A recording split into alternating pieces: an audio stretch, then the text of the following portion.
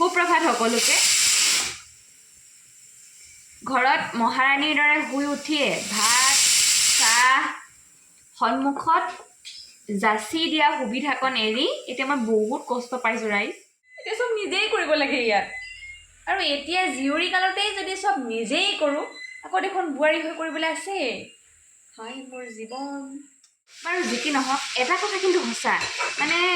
নিজে ৰান্ধি খোৱা আৰু আনক ৰান্ধি খোৱাৰ মাজত বহুত পাৰ্থক্য আছে হ'লেও এগৰাকী সংস্কাৰী বহু হ'ব পাৰিম মানে বোৱাৰী হ'ব পাৰিম বুলি ভাবোঁ আৰু বেলেগলৈ আশা নকৰি নিজেই কৰি দিছোঁ আৰু মানে নিজৰ প্ৰশংসা চিন্তা কৰিব নালাগে দিয়া নিজৰ মনটোক ঠগি সুদাই নিকাই যদি ভাতকেইটা খুৱাব পাৰিছোঁ তেন্তে তোমাকো পাৰিম এতিয়া চাবা দেই মজা এনেকুৱাকৈ ৰান্ধি কোনেও নোখোৱাই কৈছোঁ নহয় তোমাক কেৱল মোৰ হাতৰ পৰা খাব পাৰিবা তেন্তে বিয়া কৰাবলৈ ৰেডি নে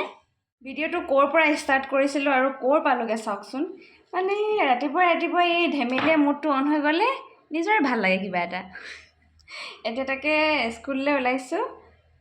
এফালে আৰে মা চুলিৰ যিহে চুলিৰ জটখিনি ভাঙিবলৈ মোৰ ইমান দিগদাৰ সংসাৰৰ জ্বালা কালা ক'ত ঝেলিব পাৰিম যি কি নহওক নিজৰ কামখিনিতো কৰিবই লাগিব তেন্তে চবেই নিজৰ নিজৰ কামত যাওঁ আৰু ময়ো যাওঁ